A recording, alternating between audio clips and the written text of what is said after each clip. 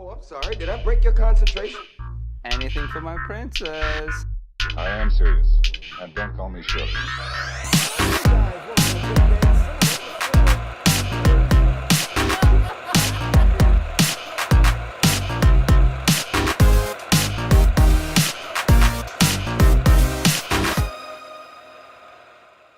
Your kidneys in order to function. It's okay. The kidneys are not needed. It's just Joey Fatone. No, but guys, how you doing? Welcome to Big Bang Cinema. My name's Isaac Anderson. I am Tyler. And over here we got Mr. Christopher Darkins, the host of Game On, every single Thursday from 1 to 2, correct? Yes, from 1 to 2 on 89.1 FM. Don't steal my plug. Well, I'm sorry. I was going to introduce you like that. You want to do it next time? Yes. Okay. It's my plug. Let me do my plug. Okay, Don't we're going steal to do it my again. plug. And over here we have Chris. What do you do? I host Game On every Thursday from 1 to 2 on 89.1 Thanks, FM. I didn't ask you. What is that show about? What? What's the show about? Video games. Video games. What kind of video games? Just video games. So you say video games as a broad term, Yes. like corn and grass. This is a movie show where we talk about movie news. And No, you forgot. You lost that one. and movie reviews. You messed up your own bit. I did not mess up my own. And I bit. messed up my own sound effects. Hold on. Tyler I'm ready. King is wrong. I am correct. Corn is a Okay. grass. Anyway, guys, we are very excited for you to be here. Thank you so much for being here. And real quick, we're going to start out the movie news with The Sandlot is apparently going to get a prequel directed by the original director and writer. Sandlot. I thought you were saying Salem's Lot. Oh. Not Salem's Lot. So, Oh, okay. I believe the guy's name is David Mickey. What's his last name? It's right here on my phone. David Mickey Evans is the know- director and writer of the original one. I never really cared for the movie. Really? Never really cared for The Sandlot. Sandlot is good. It's been held up as like a classic now.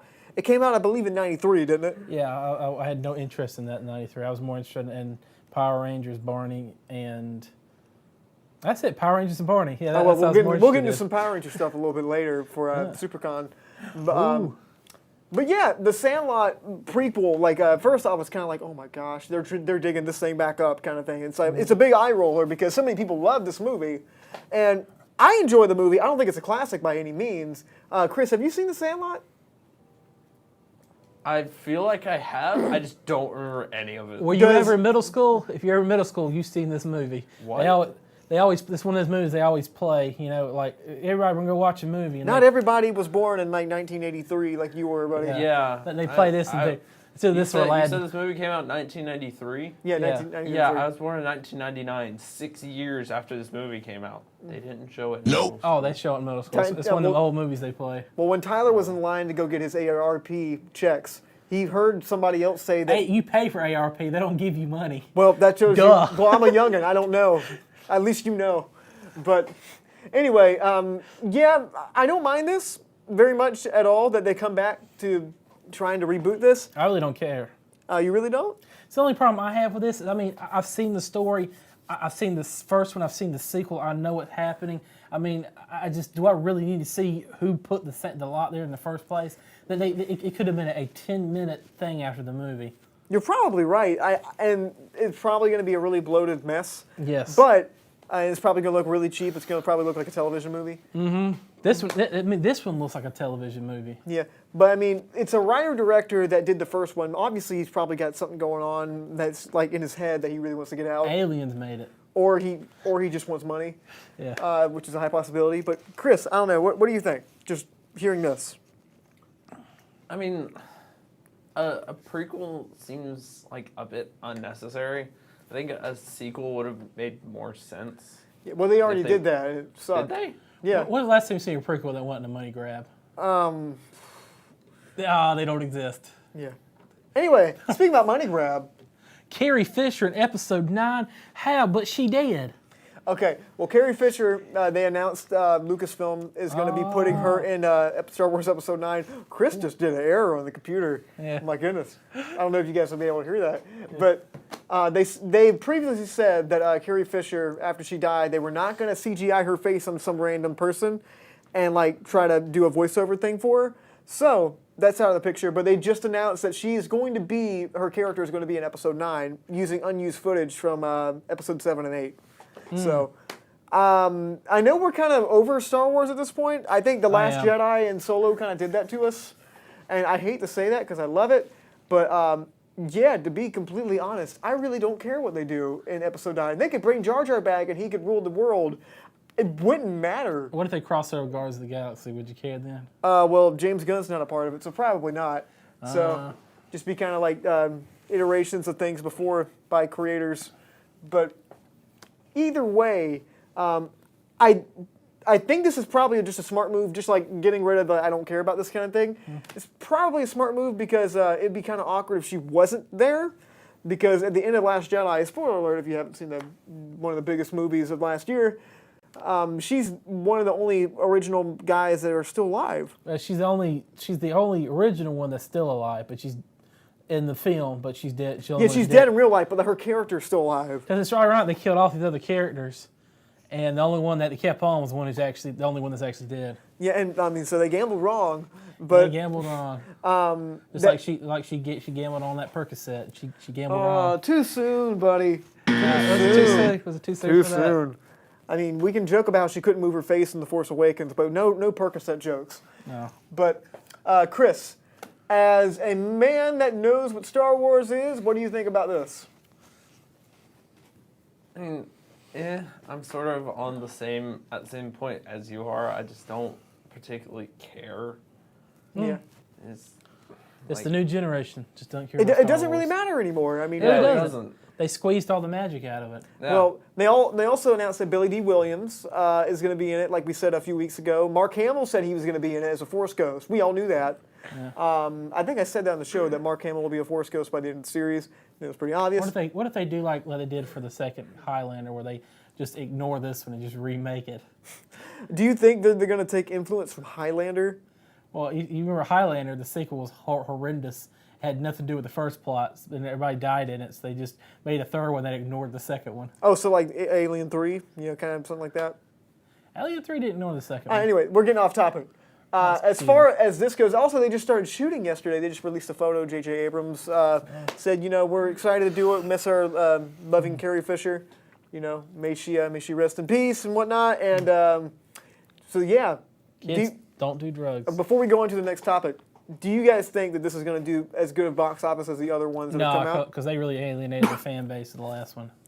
You really think that, like, I get why Solo didn't work, like, as far as financially, but do you think that, like, the episode is going to really tank? Like, well, no, Han Solo should have been a sure bet. Yeah, I don't know, Chris, do you think that people are going to flock to this like they did 7 and 8? Here's the thing. They may have a bit of a dip in how many people actually show up for the movie, but overall, there are gonna be those people, and I know one of these people that are gonna show up and watch the movie to complain about it later. No matter what they do, and it's not you, Isaac. Okay.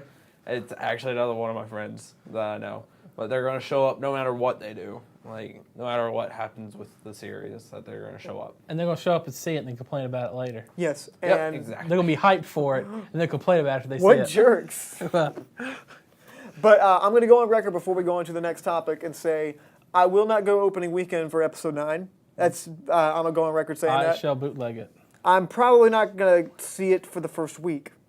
I'm going to go see it just so we can possibly review it. And just to see it because it's Star Wars, I kind of need to see what happens before it gets spoiled. But I genuinely don't care what happens in it. You can do whatever in there. I don't care anymore. Okay, LucasArts, they'll hear this. They'll hear this. Anyway, speaking about not caring anymore, Terminator has come out with a new photo. It's a movie being directed by Tim Miller of Deadpool fame and being produced by Mr. James Cameron himself, and brings back James Cameron's ex, Linda Hamilton. That looks, I gotta say, she looks kind of old, man. I mean, she is old, but I mean, she's still pretty awesome. And a few other actresses that are in here. Yeah, I don't know. Have you heard a whole lot about this movie, Tyler? I heard that they're going to raise the bar with this one. No, okay. Can we get to a James Cameron bit without you trying to bring up the South Park episode of him raising the bar? No, actually, I heard of it. I heard He was talking. He said, "I'm going to raise the bar on this film for the Terminator films." I don't buy that. He said it. He actually said it. I don't buy that a bit. Well, But- he tweeted it. Excuse me, tweeted. He didn't say But it. as far as this movie goes, this movie's kind of been in, it's kind of been uttered around a little bit. James Cameron was in a press conference that said he wanted to make a new Terminator. I believe it was trilogy. Because what I heard, this is actually going to be Terminator 3. Yes, and he said Terminator 3, Salvation, all that, they don't exist in this world. It's just Terminator 1 and 2, which is good. But it's kind of odd that James Cameron just produced the Genesis. Now he's kind of discrediting it. But it's okay. We get this. I kind of wish he would have directed it, though. I don't think it's going to be the same with him just producing, because producing's a real loose term. It can mean, it's kind of like with music producing, it can mean like, Eric Valentine producing, where he's like in there with the with the artist every single day, or it can mean Rick Rubin producing, which means he shows up once every other Or week. Stanley producing, where he just puts his name up there to sell it. Yep, that's producing for you. You're either really, really involved or you're really, really laissez-faire about it. But Chris, do you like the Terminator stuff? Well, we're gonna get the microphone. You're gonna get terminated if you don't put it on Have you seen the microphone. Terminator? I've never really seen any of the Terminator stuff. Really? I've heard about Wow. it. Oh my goodness! Never really seen any of it. 1999. Fun fact about this, sir. What a Bill year. Paxton was in the first Terminator film. Yeah, he was the guy that got murdered. He was the first person to be murdered by the Terminator. And then he was an alien. You've said this on the show before. And he was killed by Yeah. the Xenomorph. Okay. And he was on Predator, where he was killed by the Predator. We gotta get through one show without you bringing up something about Bill Paxton being murdered by all three of these fictional characters, or James Cameron raising the bar. Okay. So, so is Bill Paxton just like the token first death guy? Is that what it is? Yes, he is. Well, he actually- he's kind of like the reverse Sean Bean. Like Sean Bean dies at the end of the movies, he dies at the beginning. Well, yeah, he's actually dead now, for real. Like for real, dead now. But yeah, I feel like something else has killed him. I can't put. That was like the most depressing way to end that whole thing, by the way. But yeah, as far as kind of like Tim Miller directing this, I think that's an interesting choice. I don't think it's going to be hitting us the same way as those old movies did. I feel like they just shouldn't make anymore. They're products of their time. The first one is very kind of mid-'80s kind of science fiction, but it still had, it broke new ground trying to do some cool effects. Terminator 2 is a perfect action movie. The '90s style. Yeah, and it's had a nice blend of CGI and practical effects. Now it's just going to be nothing like, there's going to be like no practical stuff, maybe an explosion here and there. Everything's going to be CGI and everything's going to be exploding. There's millions of robots shooting at your face, and it's going to be too much. Sometimes you're better when you're limited. We're never going to get this kind of scene again. It's going to be like a CGI arm with like 17 things popping out. It's going to be too much. You lose it. But yeah, time to go to the last topic, which is a little bit too close to my heart. Moviepass changes terms. What? I don't even know what Moviepass is. So this one really got me this weekend because for most of you that love movies, which I imagine is probably most of the people watching. Oh, it's people who actually pay to watch movies. Yes, you, sir, are a criminal. But Moviepass is a subscription service for $10 a month. You get a credit card that allows you to see a free movie every single day of the month for just that price of $9.95. And it comes with an app. You press the movie on the app, kind of check into the theater, take a picture of your ticket stub, boom, $9.95 a month, as many movies as you want to see. And it's awesome, especially for guys like us that go see movies every single week, or at least the people that pay for them. And it really helps us out, especially since we're in the theater every single week. But over the weekend, I think they ran out of money. And that's not an exaggeration. They ran out of cash. Like they didn't know what to do, and millions of people tried to use their Moviepass, like myself, and it didn't work. So we had to pay full price for a movie ticket, which is the same price we pay for unlimited movie tickets. So, yeah, now the subscription service has changed their terms. So went on Tuesday, bruh. Well, I don't live in Rocky Mount. I go to the Alamo Draft House. It's amazing. I'm not saying you should go, but it's great. So, yeah. I mean, this is big. Moviepass really kind of like shook the whole foundation of this industry as far as the $9.85 a month. So many people tried to imitate it. They shook all the cash out of it. They shook all the cash out of it, but it was really sketchy economics that it's kind of based on. They kind of bet on trying to get the people that only go see like maybe a movie or two every single few months or so. But guys like us, use that and abuse it. We use as many as we want, and that kind of really ranks up the price. So I mean, it's not really sustainable, but I'm pretty sure you probably cost Moviepass what $2,000 a month. it's kind of like the Napster of the movie world. I mean, Yeah. AMC refused to let people use Moviepass. They got their own subscription service. Alamo Drafthouse is trying to do something like Moviepass. It really is like, again, the Napster of the movie world. It's kind of crazy, but I don't think it's going to last. Chris, do you know too much about Moviepass? Not really. I'm not a frequent moviegoer, so Or What about a freaking bootlegger? no. I'll show Okay. you how to do it later if you like me to. well, Tyler, I just normally don't see movies. I know you you don't have Moviepass, but you have at least heard of this, haven't you? I think I've seen that picture before. Okay.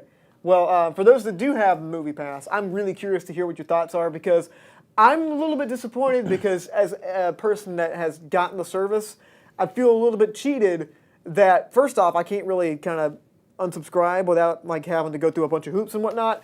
And also I already paid months in advance, which is probably not the best idea if it's not a sustainable service.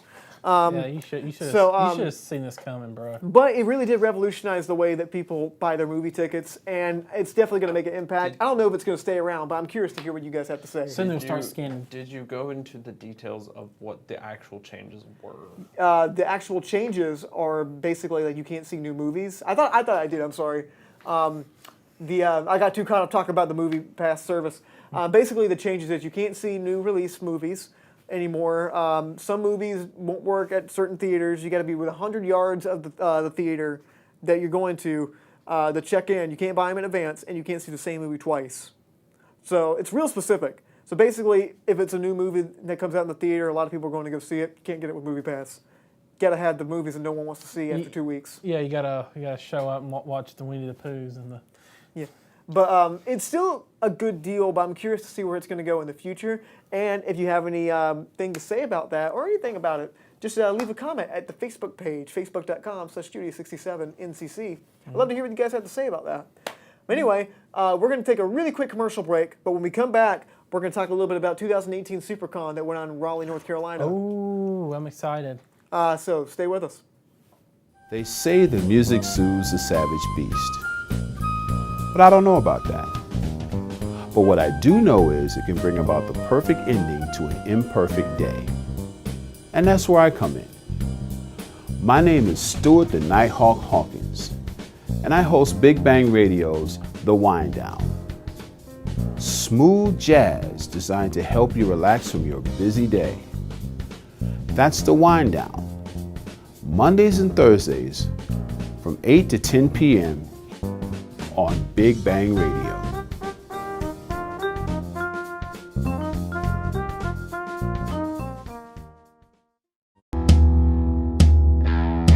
Hey, it's Mike D inviting you to join me Monday afternoons at 2 for Ultimate Alternative only on Big Bang Radio.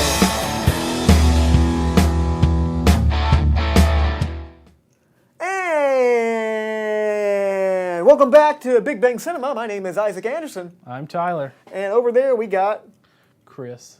Hello.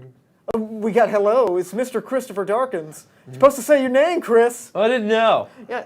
It's like over here we have hello. Okay. Hello. It's okay. It's okay, buddy. I still love you. Well, like a brother, like a brother. But anyway, guys. You need to tell me before you do new things. I just pointed to you. He You does don't it every tell show. me these things. He does it every show. Yeah, Okay. I noticed. But guys, terrorism is really big in the Americans. But we're not going to be talking about that today. We're going to be not. talking about something much more uplifting, and that's Supercon. Oh, great. That was a really awkward transition. But for real, Supercon 2018 went on in Raleigh, North Carolina this last weekend, and I actually got the chance to attend, film a few things for the show. As you can see right here on the screen, a lot of people there.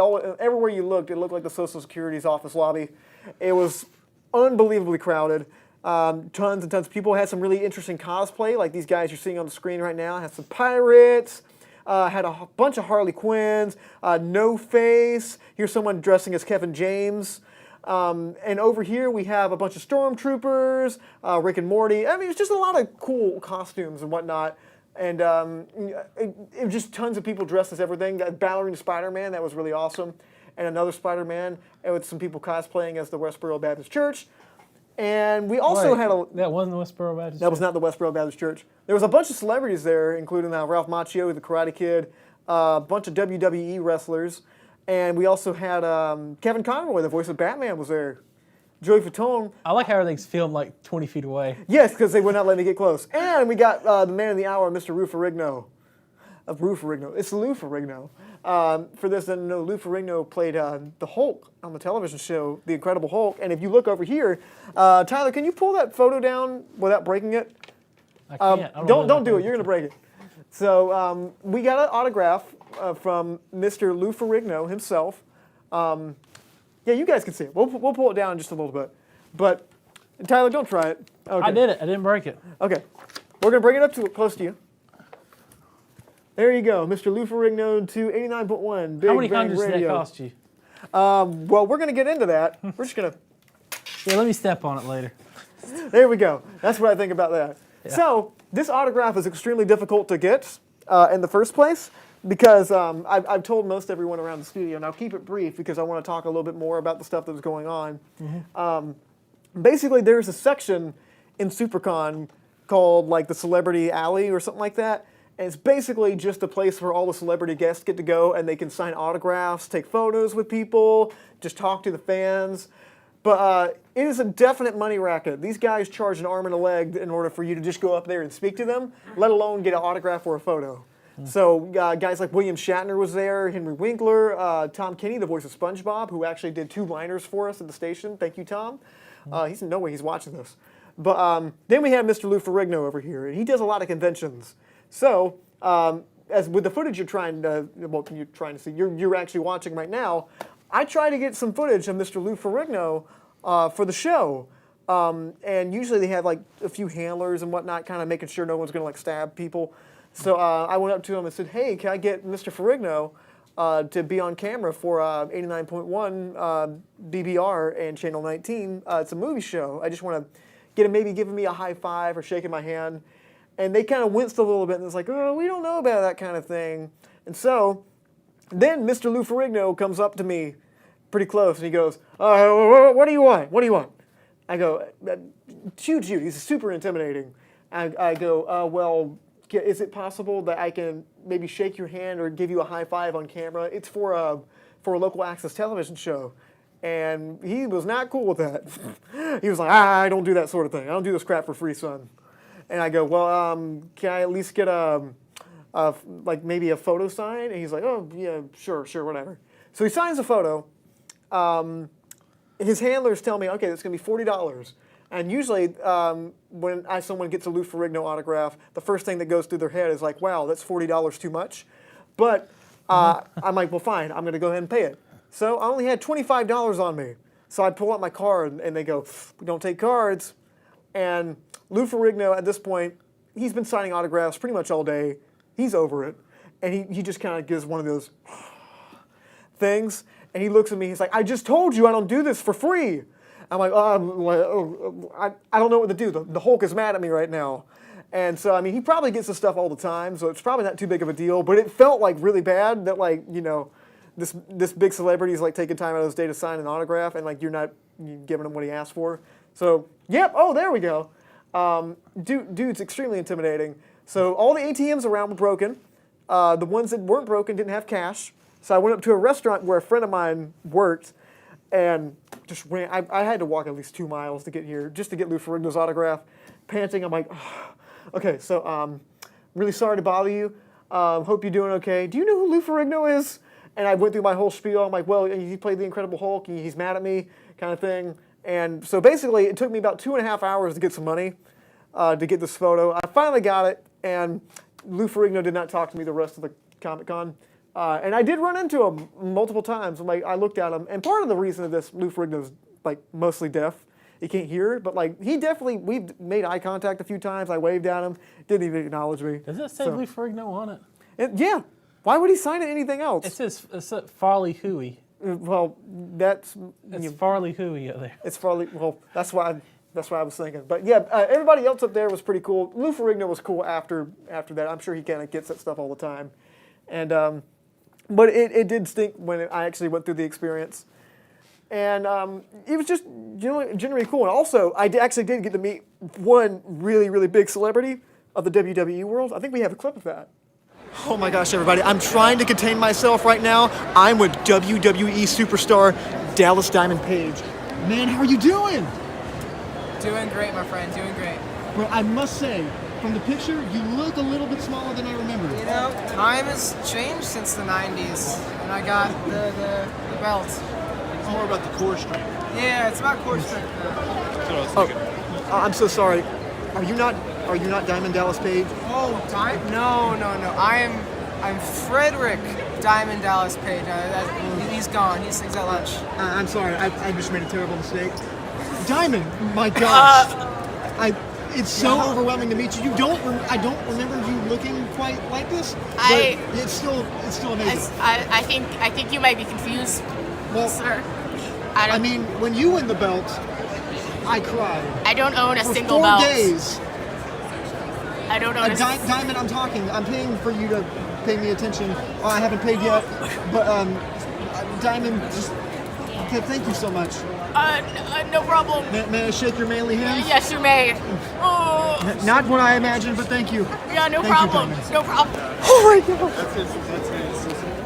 I think you could have taken. And it still gives me the chills that I met Diamond Dallas Page like that. It was really something. Wait, I used to say Bryce Dallas Howard. No, this man was way hotter. But either way, guys, I really did have a fun time at Supercon. Got to see a panel with the original Pink Ranger, Amy Jo Johnson. Did you give her my number? I didn't get close enough to her, because if I had to, I'd probably get arrested. First off. Second off, that's $60 I don't have. How many 90s kids' first crush was either Clarissa from Clarissa Explains It All or the Pink Power Ranger? Yeah, but they had a few other Power Rangers up there, actually, but they were all positioned in really weird spots.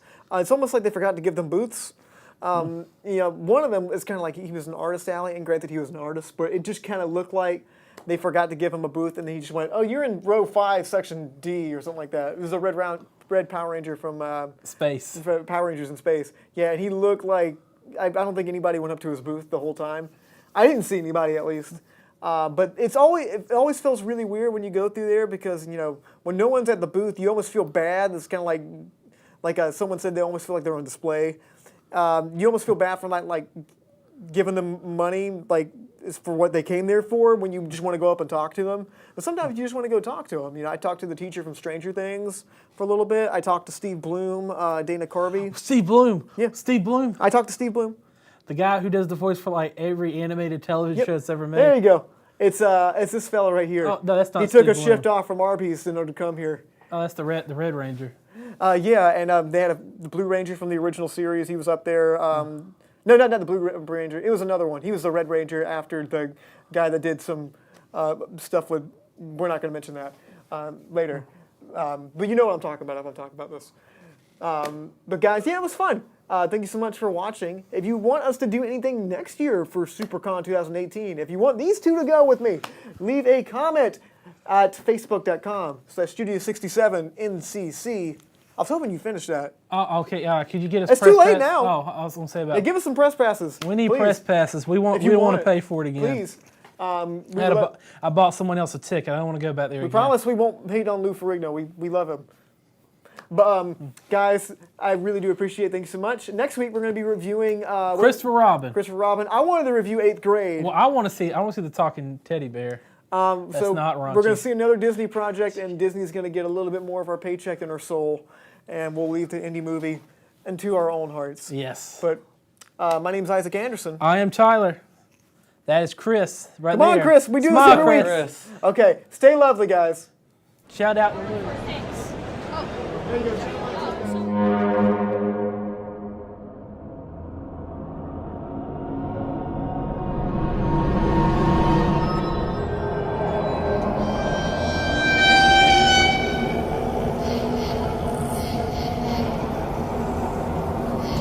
Way too much pressure when you're all eating from the same pie, especially when the slices start getting lower and lower.